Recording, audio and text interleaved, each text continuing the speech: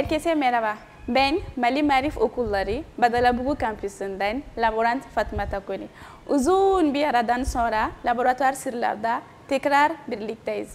Bugün sizlere harika bir deney sunacağız. Mango ve muzdan DNA ekstraksiyonu. Hazırsanız hemen başlayalım.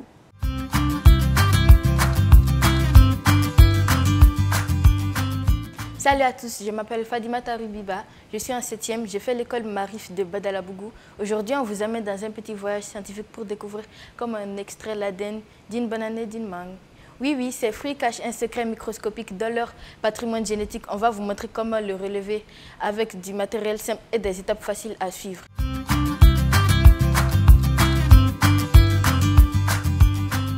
Avant de commencer, voici ce dont vous auriez besoin.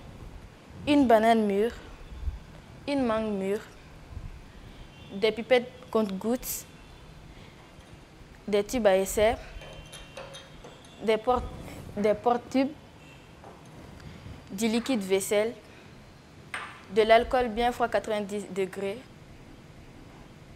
de l'eau, un bécher, du sel, un filtre comme un filtre à café, une spatule, un couteau, un mortier à un pilon et un pot en verre. Prêt? C'est parti!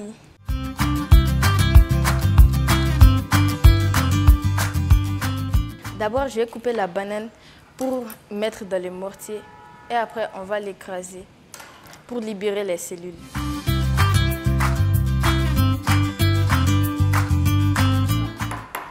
Maintenant, notre banane est bien écrasée. On va verser dans le pot en verre.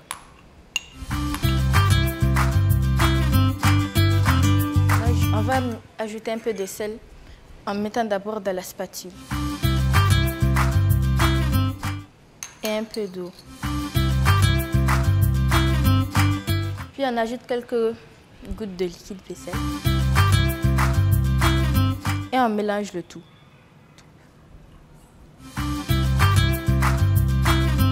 Vous vous questionnez sûrement pourquoi on ajoute un peu de sel et de liquide vaisselle. Mais pourquoi? Parce que le sel aide l'ADN à se libérer et le liquide vaisselle casse les membranes des cellules. Maintenant qu'on a mélangé doucement, on va filtrer le tout pour le mettre dans les béchers. Et puis on va un peu écraser pour que ça sorte un peu plus. Pour ne garder que le liquide contenant l'ADN. Après la filtration, on va mettre une quantité de notre filtre dans le tube à essai.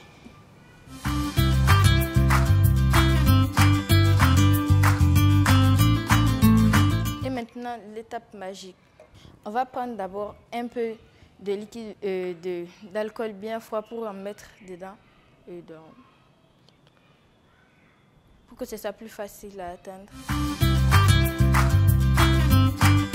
Maintenant, on verse l'alcool froid le long du bord du verre.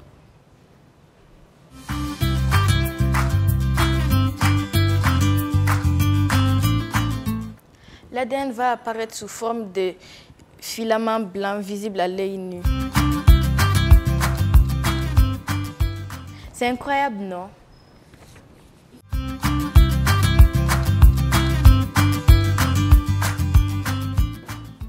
Maintenant, on va refaire les mêmes étapes qu'avec la banane, mais avec la mangue, on coupe la partie la plus molle.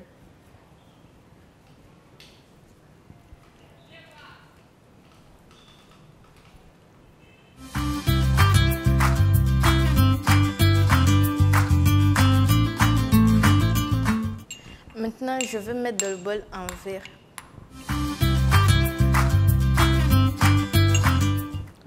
On va ajouter un peu de sel.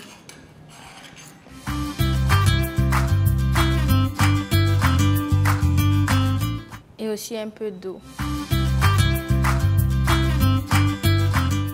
Et quelques gouttes de liquide vaisselle. Et on mélange le tout.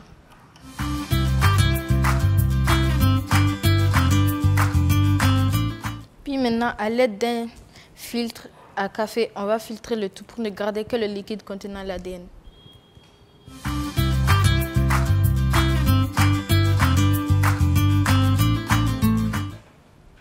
Maintenant, on va prendre une pipette compte-gouttes pour verser un peu dans le tube à essai.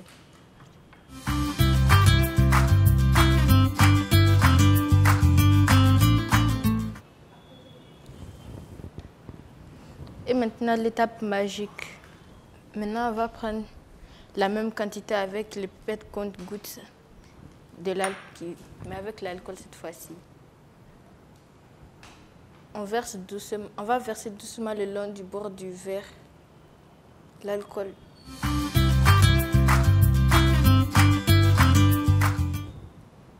L'ADN va apparaître sous forme de filaments blancs visibles à l'œil nu. Incroyable, non?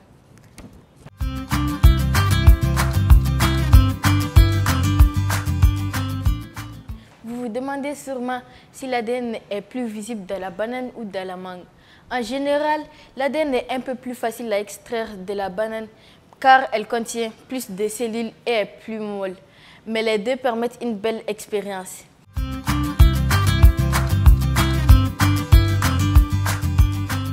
Et voilà, maintenant vous savez comment on extrait l'ADN d'un fruit avec des ingrédients du quotidien. Cette petite expérience nous rappelle que même les choses les plus simples, comme une banane, sont pleines de mystères scientifiques. Merci de nous avoir suivis et à bientôt pour une nouvelle découverte.